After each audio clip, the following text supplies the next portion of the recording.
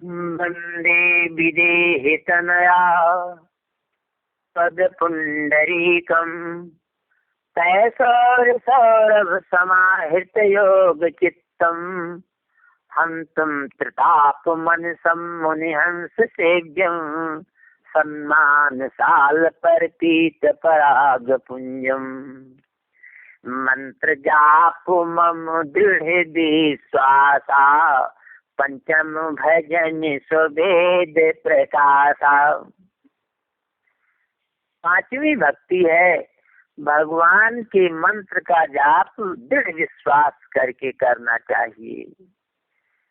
सब कुछ है, विश्वास नहीं है तो कुछ नहीं। दृढ़ विश्वास प्रभु के प्रति होना चाहिए। यहाँ तो पढ़ते हैं, सुनते हैं, सत्संग करते हैं, लेकिन विश्वास उसमें नहीं रहता। करते सब है लेकिन विश्वास नहीं रहता। और भगवान कहते हैं मंत्र जाप मम दृढ़ विश्वासा। दृढ़ विश्वास, विश्वास तो सबको है लेकिन दृढ़ विश्वास तो बिरले कोई को होगा।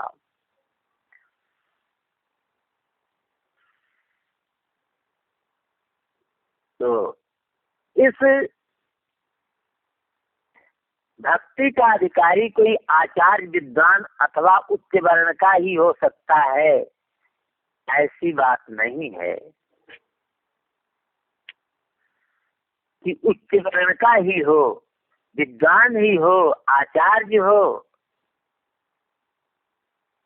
ऐसी बात नहीं है। चाहे जो और सचराचर में नौ में एक और जिनके हुई, नारी हो पुरुष हो सचराचर कोई, सो अतिशय प्रेभामिन मोरे सकल प्रकार भगत दृढ़ तोरे। मथुरा के समीप जमुना पार गोपियों की एक छोटी सी बस्ती थी। एक गोपिका नित्य मथुरा बाजार में दूध बेचने के लिए जाया करती थी। अच्छा, इधर नदी के इस पार उसका घर था। नदी पार करके मथुरा में जाया करती थी गोपिका दूध बेचने के लिए। उसे जमुना पार करने के लिए एक नौका पर जाना पड़ता था। केवट को 2 पैसे इधर से 2 पैसे इधर से देती थी नौका की उतराई। तो रोज 2 पैसे उसके उतराई में चले जाते थे। दही बेच करके बेचारी आती थी। एक दिन मथुरा लौट रही थी। विश्राम घाट के पास बाजार में कथा हो रही थी। एक वृद्ध पंडित जी कथा कह रहे थे। बहुत से लोग सहस्त्रों स्त्री पुरुष श्रोता के रूप में कथामृत पान कर रहे थे। बेचारी बेच करके दूध लौट रही थी तो ये भी बैठ करके कथा सुनने लगी। पंडित जी सबरी का प्रसंग कह रहे थे जो भगवान ने सबरी के आश्रम में कहा है। ये भगवान श्री रामचंद्र के मुख से निकला हुआ है। मंत्र जाप मम दृढ़ विश्वासा। पंडित जी ने कहा कथा में, जो दृढ़ विश्वास के सहित मंत्र जाप करता है उसका बेड़ा पार हो जाता है। वो तो भवसागर को पार करने में जरा सा संकोच नहीं होता उसे।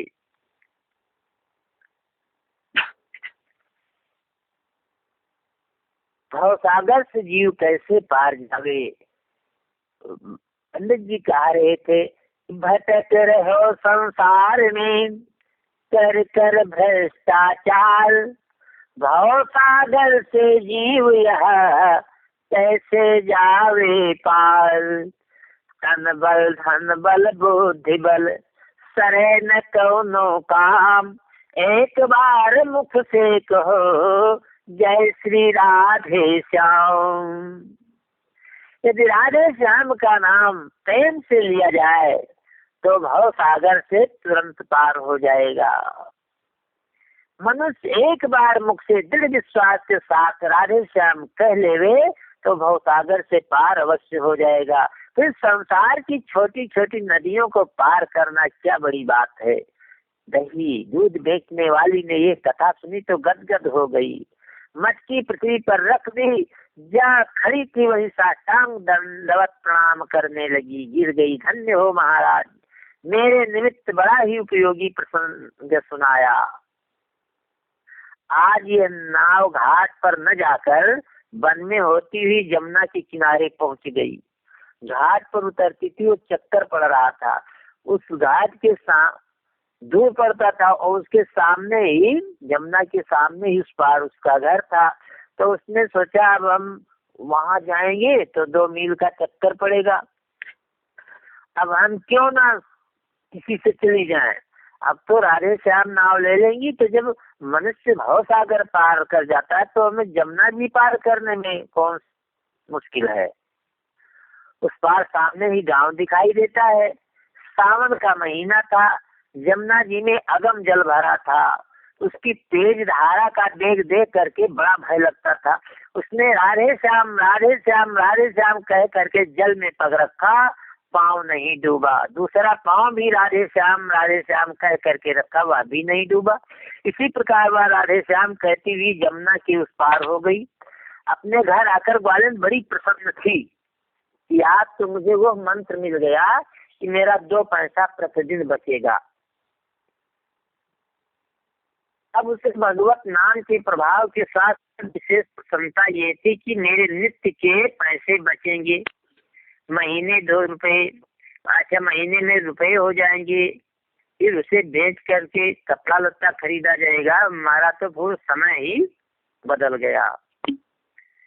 मथुरा से सुंदर सुंदर साड़ी लाऊंगी, अब तो जीवन में 700 रुपए बचा लूंगी।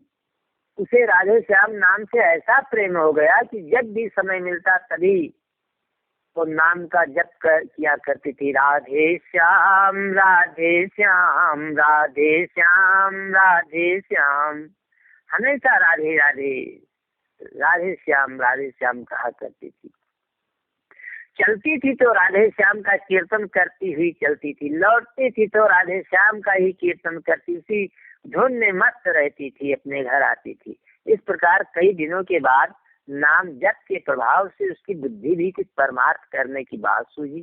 सोचने लगी, जिन गुरुदेव ने इतनी सुंदर युक्ति मुझे बताई, जिनसे प्राप्त हुई कथा में, मैं उनका निमंत्रण ले करके अपने गृह पवित्र करा लूं, निमंत्रण ले करके अपना घर पवित्र कर लूं।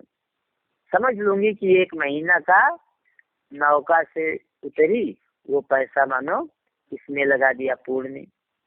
एक मिट्टी के पात्र में 2 पैसे नित्य के डालने लगी। जब 1 महीना समाप्त हो गया तो उसने पात्र के पैसे संभाले, पूरा 1 रुपया हो गया था। वह सोचने लगी, घी दूध और आटा तो घर का ही है, इस रुपए में बाजार से शक्कर साग और मेवा आज सब कुछ आज ही ले आऊं, साथ ही कल के लिए पंडित जी का निमंत्रण भी कराऊं। मथुरा की गलियों में खोजती हुई पंडित जी के घर पहुंच गई। हाथ जोड़कर विनम्र शब्दों में बोली, महाराज कल मेरे यहाँ आपका निमंत्रण है। पंडित जी ने बड़ी प्रसन्नता से पूछा, बेटी कहाँ रहती हो? ग्वालिन ने कहा, जमुना पार मेरा मकान है, एक छोटा सा गांव है, उसी में रहती हूँ। कल मैं स्वयं आपको लेने आऊंगी पंडित जी। दूसरे दिन वह दूध दही बेचकर पंडित जी को लिवा कर चली।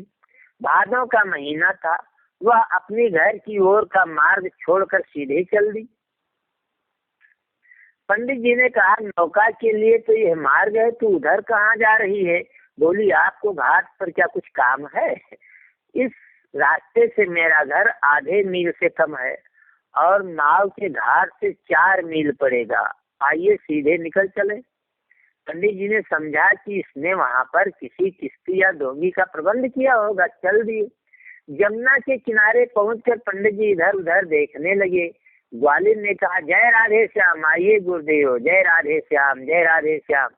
पंडित जी धोती संभालने लगे। ग्वालिन पानी पर पैर रखे खड़ी हुई उन्हें बुला रही थी। पंडित जी ने कहा कि बेटी तू पानी में कैसे चल रही है? वह बोली, वाह महाराज, आपकी बताई हुई युक्ति से तो मैं पानी पर चल रही हूँ। आप क्या कह रहे हैं? आइए ना। पंडित जी ने पहला पैर रखा तो कमर से जल में चले आए। घबरा कर लौट पड़े। उसने कहा, उससे कहने लगे, बेटी जहाँ तू चल रही है वहां पर क्या पुल बना है या पत्थर है? लौट कर तू मेरा हाथ पकड़ ले, तेरे चरण चिन्हों पर ही पीछे पीछे मैं चलूंगा। गोपी के हाथ पकड़ लिया। आइए राधे श्याम कहकर चलने लगी। ज्यों ही पंडित जी ने पैर रखा त्यों ही कमर से पानी में चले गए। हाथ को छुड़ाकर भागने लगे मगर उसने छोड़ा नहीं। राधे श्याम कहती हुई आगे बढ़ने लगी। पंडित जी घबरा कर चिल्लाने लगे।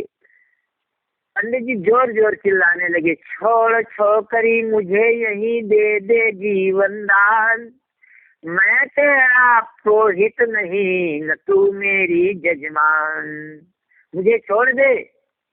उसने कहा, गुरु जी बोलो राधे श्याम। वह खींचे जा रही है, गले तक पानी आ गया। पंडित जी पुनः बोले, अरे भंवर यह दरसने आई, लहर लपेटे लेत, या कोई घड़ियाल घड़ी में मोकोली ले लेत, आपनी करन पाप का काम। तो कहती है, गुरु जी बोलो राधे श्याम। हाथ तो कस कर पकड़े हुए बोलती है, गुरु जी बोलो राधे श्याम। अब तो पंडित जी गिड़गिड़ा कर कहने लगे, मेरे पास 10 रुपए है, सोने की अंगूठी पहनी हुई, या सब तुझे दे दूंगा, मुझे छोड़ दे। अरे दुष्ट, अगर मैं मर गया तो मेरा पुत्र तुझे जीवित नहीं छोड़ेगा, तेरे घर में आग लगवा देगा। उसने फिर भी न छोड़ा। पंडित जी उल्टे सीधे होकर गोते खाने लगे। विशेष कष्ट होने पर संदेह हुआ कि यह मानवी नहीं है, कोई दानवी दुष्टा या चुड़ैल है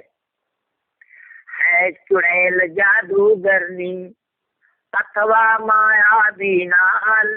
ये सोच कर पंडित जी झट करने लगे पुकार, उबारो राधा बर घनश्याम। वो कहती है, गुरु जी बोलो राधे श्याम। पंडित जी के मुख से निकला, उबारो राधा वर घनश्याम। पार हो गए। किनारे पर गोपिका का तरुण पुत्र खड़ा हुआ था, प्रतीक्षा कर रहा था। उसने कांपते हुए पंडित जी को सूखे वस्त्र पहनाए, भोजन को आसन लगाया, थाल सामने आ गया। पंडित जी भोजन में विशेष आनंद नहीं आया। भोजनोपरांत एकांत में गोपिका से कहा, बेटी यह क्या चरित्र हुआ, मेरी समझ में कुछ नहीं आया। गोपिका सजल नेत्र करके बोली, कहने लगी, बाबा बोलो राधे श्याम, भव सागर के हेत यही देगा केवट का काम। बाबा बोलो राधे श्याम, पार जाऊं जमुना मैया के नित्य सवेरे शाम, इसी नाम की नौका पे चढ़ आऊं अपने धाम। बाबा बोलो राधे श्याम, जिसने दिया विनीत मंत्र में प्यारा प्रभु का नाम, उस सतगुरु के पद पर बारंबार प्रणाम। बाबा बोलो राधे श्याम। पंडित जी ने प्रश्न किया कि वह सतगुरु कौन है? गोपिका चरणों में गिरती हुई बोली, आप ही तो सतगुरु है। पंडित जी ने कहा कि नहीं, तू ही गुरु है। गोपिका ने कहा, आपने व्यासासन पर बैठकर मेरे से अनेक पतित प्राणियों को पार किया है और कई एकों को पार करते रहेंगे, इसलिए आप ही सच्चे गुरु हैं। पंडित जी ने कहा, तू व्यास गद्दी पर बैठने वालों की भी गुरु है, मैं तो निरापोथी हूँ। तूने अपने दृढ़ विश्वास से आनंद कंद का नाम जप कर अगम जमुना जल को सुगम पथ बना लिया, और मैं घोघा बसंत की तरह तेरे साथ डूबता उछलता चिल्लाता हुआ पार हो सका।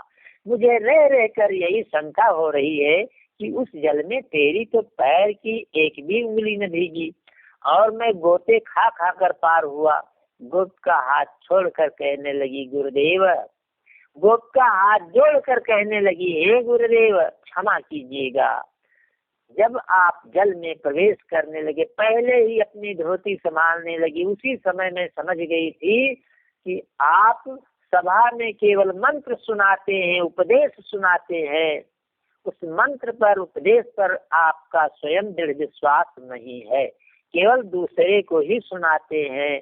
जैसे कहा गया है कि पर उपदेश कुशल बहुते, दूसरे को उपदेश देने वाले, सुनाने वाले तो बहुत हैं, पर उपदेश कुशल बहु तेरे, और जे आचरहि ते नरि न घनेरे। तीन प्रकार के संत होते हैं, एक होते हैं तरन, एक होते हैं तारन, एक होते हैं तरन तारन। तरन संत वो हैं कि भगवान की भक्ति करेंगे, भगवान का नाम लेंगे, अपना खुद मस्ती में मस्त नशा कृपान क्या, देखा आप वेद पुराण क्या, तीव्र तीव्र स्वर वैराग तो माना मान का। खुद मस्ती में मस्त वो अपना साधन करते हैं, भजन करते हैं, अपना करते हैं, कथा में लीन रहते हैं, मगन रहते हैं, अपना खुद मस्ती में मस्त। वो है तरन, वो है अपना तरने का उपाय बनाए हुए हैं, भवसागर से अवश्य पार हो जाएंगे आराम से। और यह होते हैं तारण। तारण वो होते हैं कि दूसरे को शिक्षा देते हैं, अपना तो उसके हिसाब से बिल्कुल नहीं चलते हैं, लेकिन दूसरे को शिक्षा देंगे। काम, क्रोध, लोभ, मद, मोह, अहंकार, ये सब जो है मनुष्य को डुबाता है, मनुष्य के शत्रु हैं।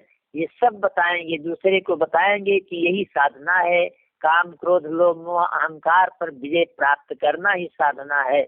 दूसरे को बताएंगे, लेकिन मोह भी है, लोभ भी है, अहंकार भी है, विद्युता की है, तो सब कुछ है। वो है तारण।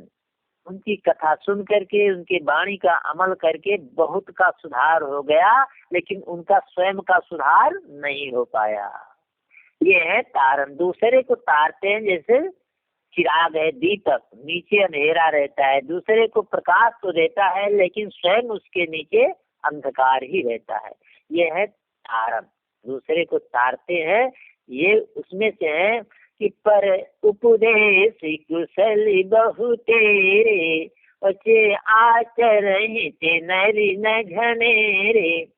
और एक होते हैं तरन तारण, वो है कि दूसरे को भी शिक्षा देते हैं, अच्छे मार्ग पर लगाते हैं, और स्वयं भी तपस्वी जीवन व्यतीत करते हैं, उनके अनुसार चलते हैं, काम, क्रोध, लोभ, मोह पर विजय प्राप्त करते हैं, साधना करते हैं, स्वयं करते हैं, स्वयं कथा सुनते हैं, स्वयं जो करते हैं वही दूसरों को बताते हैं, शिक्षा देते हुए तरन तारण। अपने भक्तों को भी तारते हैं, प्रभु के भक्तों को भी तारते हैं, और स्वयं तरते हैं। यह है तरन तारण। भगवान का जो दृढ़ विश्वास से नाम लेता है, तो वारक नाम लेत जग जेऊ, होत तरन तारण नर तेऊ। तो तारण तो बहुत है, लेकिन तरन कम। दूसरे को शिक्षा देने वाले तो बहुत हैं। तो कहती है आप तो उस मंत्र पर न तो आपको स्वयं दृढ़ विश्वास ही है, और न आप उसका जाप ही करते हैं, केवल दूसरे से कहलाते हैं सीताराम सीताराम कहिए, राधे श्याम कहिए, और आपको न विश्वास है न आप जप करते ही हो। क्योंकि आपको जो कष्ट हुआ है वह इसलिए कि आपने पहले मुझे अपने शरीर का बल दिखाया, छोड़ दे, बलपूर्वक हाथ छुड़ाना चाहा था। भला मैं आमंत्रित ब्राह्मण को बिना भोजन कराए कैसे लौटा देती? जब आपके तन का बल काम नहीं दिया, तो आपने धन का प्रलोभन दिया कि छोड़ दे, और 10 रुपया हमारे पास वो ले ले, सोने की अंगूठी ले ले। आपने धन का लालच दिया। इसके पश्चात जब मैं नहीं आपके हाथों को छोड़ी, तो आपने अपने प्रतापी पुत्रों का भय दिखलाया कि वो तुम्हें मार डालेंगे, तुम्हारा घर जला देंगे। आपके सभी बल बेकार हो गए। जब सब घबराने लगे, तो उसका यही कारण था। तन को, धन को, सुत संतति को भरे अपने मन में, जब लो लिपटो तब लो लहरों की लपेटन में, भयभीत रहे भव सागर में, जब लो भ्रम है भय भंजन में, यदि प्रेम प्रतीति करे प्रभु में, जन क्यों न विनीत तरे क्षण में। यदि प्रेम प्रतीत करे प्रभु में, जन क्यों न विनीत तय क्षण में। जब आपको आपके सांसारिक सभी प्रकार के बल पराजित हो चुके थे, तब निर्बल बनकर आपने एक बार पुकारा था कि उबारो राधा वर घनश्याम, उबारो राधा वर घनश्याम। उसी समय पार हो गए। पंडित जी ने कहा, बेटी तुझे ये बयारणी कृपा कहाँ से प्राप्त हुई? गोपिका ने कहा, आपके ही मुंह से कथा में राधे श्याम का मंत्र दूर खड़े खड़े ग्रहण किया था, जब आप कथा कह रहे थे अमुक स्थान पर, और आपकी कही हुई चौपाई के अनुसार दृढ़ विश्वास के साथ मैं जाप करने अपना हृदय बनाया। वह चौपाई कौन सी है? मंत्र जाप मम देह विश्वासा, पंचम भजन सुवेद प्रकाशा। बोले सियावर रामचंद्र की जय, राधावर कृष्ण चंद्र की जय।